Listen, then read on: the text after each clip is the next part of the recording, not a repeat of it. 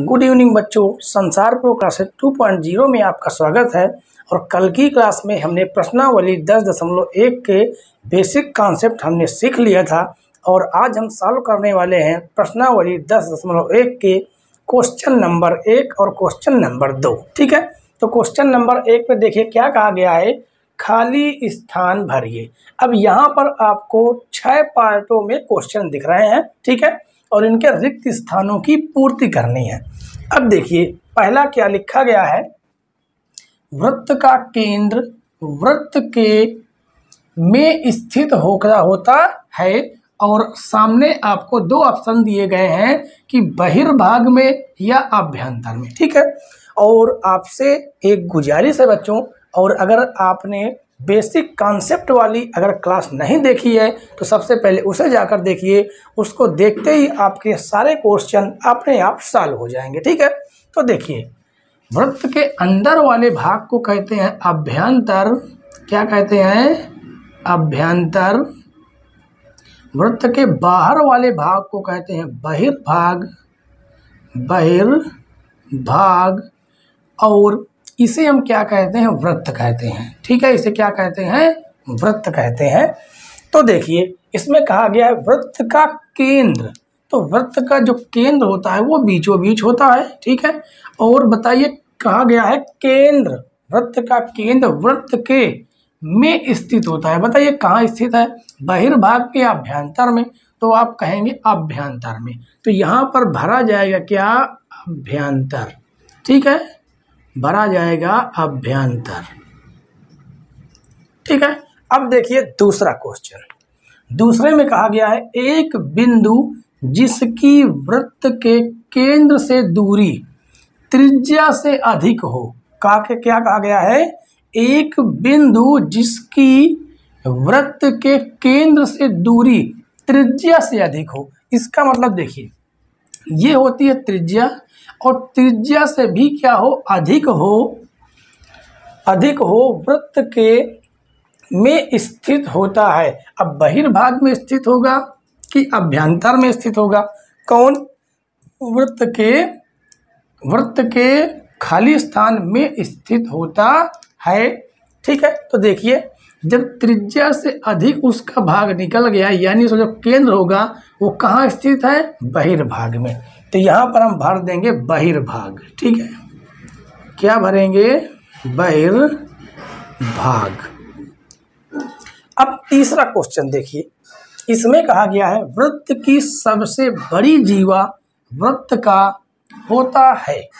तो हमने आपको इसके बेसिक वाले कॉन्सेप्ट में बताया है कि वृत्त की केवल एक ही सबसे बड़ी जीवा हो सकती है जो केंद्र से होके जाएगी।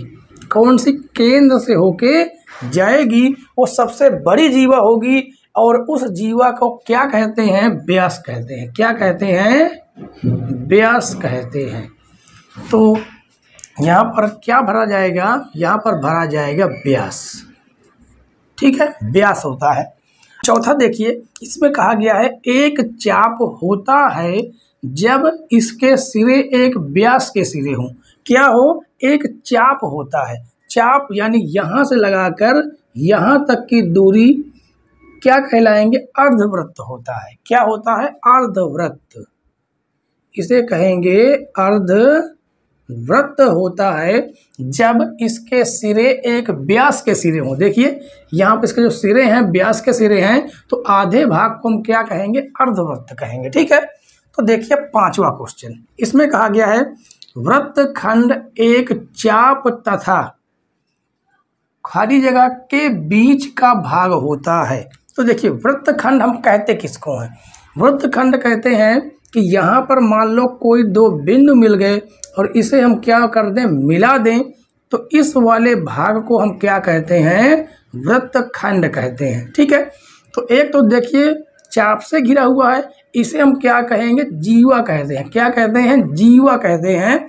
तो वृत्त के चाप से और जीवा से घिरे हुए क्षेत्रफल को हम क्या बोलते हैं? वृत्तखंड। इसका मतलब वृत्तखंड एक चाप तथा जीवा के बीच का भाग होता है। ठीक है, अब देखिए लास्ट क्वेश्चन, एक वृत्त जिस तल पर स्थित होता है उसे खाली जगह भागों में विभाजित होता है। तो देखिए हमने यहाँ पर 3 भाग लिखे गए हैं। जिस तल में ये क्या स्थित है, वृत्त स्थित है, क्या वृत्त स्थित है, वो कितने भागों में बटा हुआ है? 3 भाग में, एक बहिर्भाग, एक अभ्यंतर और एक वृत्त। इसका मतलब कितने भागों में? 3 भागों में। ठीक है, 3 भागों में विभाजित होता है। ठीक है, तो आपका पहला क्वेश्चन पूरी तरह से सॉल्व हो चुका है। ठीक है बच्चों, और अब हम सॉल्व करेंगे क्वेश्चन नंबर 2। आइए बच्चों क्वेश्चन नंबर 2 देखते हैं। इसमें कहा गया है क्वेश्चन नंबर 2 में निम्नलिखित जो क्या है, सत्य या असत्य, अपने उत्तर के कारण दीजिए। क्या लिखना है? लिखिए सत्य या असत्य, अपने उत्तर के कारण दीजिए। कहने का मतलब है हमें बताना है जो कथन दिए गए हैं ये सत्य है या असत्य है, साथ में अपने उत्तर के कारण को भी लिखना है। ठीक है, तो देखिए इसमें कहा गया है केंद्र को वृत्त पर किसी बिंदु से मिलाने वाला रेखाखंड वृत्त की त्रिज्या होती है। तो देखिए आप प्रैक्टिकली समझिए, ठीक है, क्योंकि ज़्यादा रटने से क्या होता है, वो ज़्यादा लंबे समय तक हमें याद नहीं रहता। ठीक है, तो देखिए हमने क्या बना दिया, वृत्त बना दिया, और कहा गया है केंद्र से वृत्त पर किसी बिंदु से मिलाने वाला। कहाँ से? केंद्र से वृत्त पर किसी बिंदु से मिलाने वाला रेखाखंड, ये हमने क्या खींच दिया, रेखाखंड वृत्त की त्रिज्या होती है। तो हम इसे क्या कहते हैं? त्रिज्या बोलते हैं। इसी को हम क्या बोलते हैं? त्रिज्या बोलते हैं। क्या बोलते हैं? त्रिज्या। इसका मतलब ये क्या है? कथन सत्य है। ठीक है, ये क्या है? कथन सत्य है। अब हमें इसका कारण भी देना है। कारण क्या देना है? लिखेंगे क्योंकि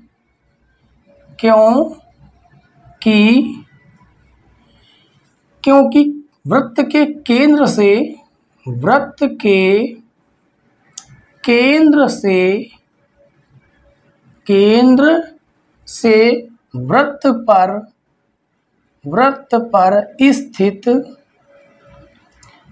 पर स्थित सभी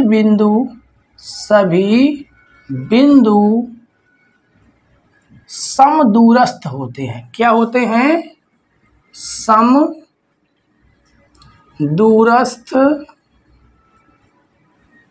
होते हैं।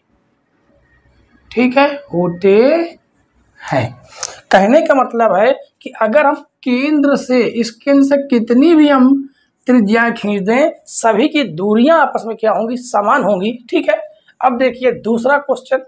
इसमें कहा गया है एक वृत्त में समान लंबाई की सीमित जीवाएं होती हैं। कहने का मतलब है जैसे हमने एक क्या खींच दिया? वृत्त खींच दिया। ये क्या खींच दिया? वृत्त।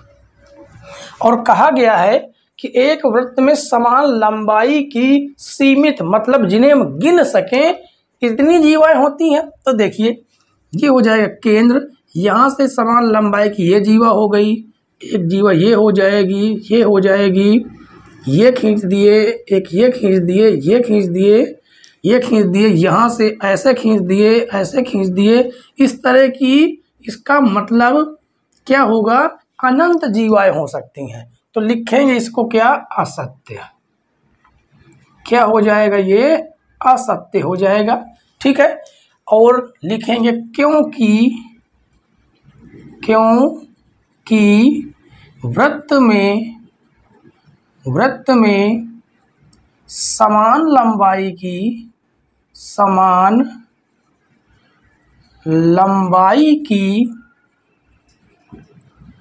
अपरिमित जीवाएं होती हैं। ठीक है, जीवाएं होती है। अब उसके बाद तीसरा क्वेश्चन देखिए। तीसरे में कहा गया है यदि एक चाप को 3 बराबर भागों में बांट दिया जाए तो प्रत्येक भाग दीर्घ चाप होता है। तो देखिए हमने यहाँ पर क्या किया, इस जगह पर एक हम दूसरा वृत्त बना देते हैं, ठीक है। उसके बाद आपको प्रैक्टिकली समझाते हैं, ठीक है। तो देखिए, ये हमने क्या बना दिया, वृत्त बना दिया। क्या कहा गया है कि इसे 3 बराबर भागों में बांट दीजिए। तो हमने देखिए ये बांट दिया, तो उसके बाद ये बांट दिया और उसके बाद ये बांट दिया, ठीक है। ये थोड़ा दूर हो चुका है, तो देखिए ये बांट देंगे और ये बांट देंगे। तो देखिए 3 बराबर भागों में हमने इस वृत्त को 3 बराबर चाप में बांट दिया है और कहा गया है कि क्या यहाँ से लगा के यहाँ तक की दूरी या ये दूरी क्या यह दीर्घवृत्त चाप है, क्या है, दीर्घवृत्त चाप है। तो ये बात असत्य है। क्या है, ये बात असत्य है। क्यों असत्य है?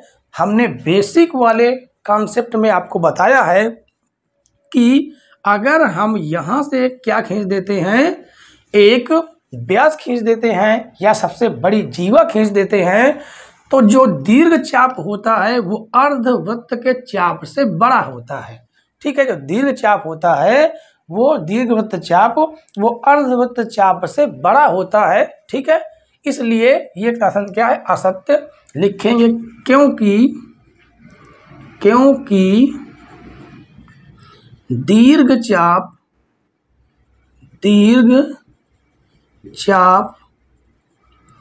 अर्धवृत्त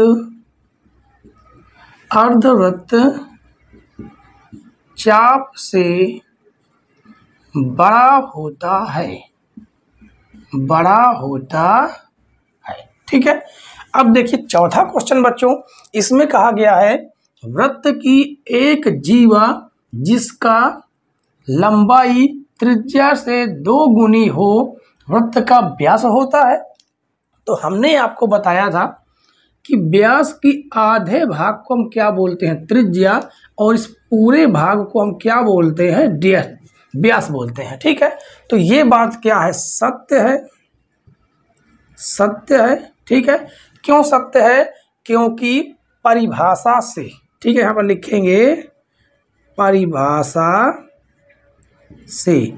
अब व्यास का परिभाषा क्या है? व्यास की परिभाषा ये है कि व्यास त्रिज्या से दुगना होता है, ठीक है। तो लिखेंगे परिभाषा से व्यास त्रिज्या का 2 गुना होता है, ठीक है। अब देखिए 5वां क्वेश्चन, इसमें क्या कहा गया है, त्रिज्य खंड जीवा एवं संगत चाप के बीच का भाग होता है। तो ये बात है असत्य। क्यों असत्य है?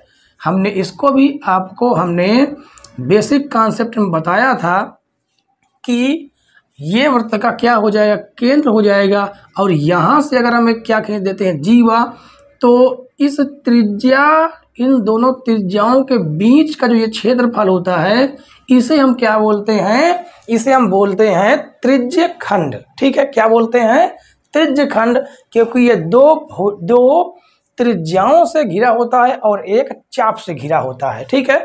तो ये कथन क्या है, ये कथन है असत्य, ठीक है। क्या है, असत्य। क्योंकि त्रिज्य खंड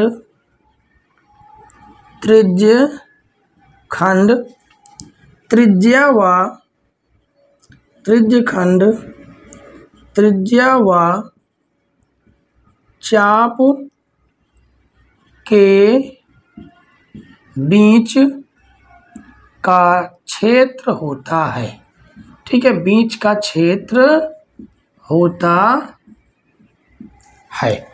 अब लास्ट क्वेश्चन देख लीजिए बच्चों, कहा गया वृत्त एक समतल आकृति है। तो बिल्कुल ये क्या है, सत्य है। क्योंकि वृत्त समतल का ही एक भाग होता है, ठीक है। वृत्त भी क्या है, एक समतल आकृति ही है, क्योंकि जो वृत्त होता है वो समतल आकृति का ही एक क्या होता है, भाग होता है। ठीक है बच्चों, इस तरह से आपका प्रश्नावली 10.1 क्वेश्चन नंबर 1 और 2 सॉल्व किए। ठीक है, और इस तरह से आपकी प्रश्नावली 10.1 का समाप्त होती है। ठीक है बच्चों, और आशा करते हैं आज की क्लास आपको पसंद आई होगी, और अगर पसंद आई हो तो प्लीज़ वीडियो को लाइक करें, और चैनल पर नए हो तो चैनल को ज़रूर सब्सक्राइब कर लें, बेल आइकन प्रेस कर लें, ताकि नई नई वीडियो की नोटिफिकेशन आप तक पहुंचती रहे।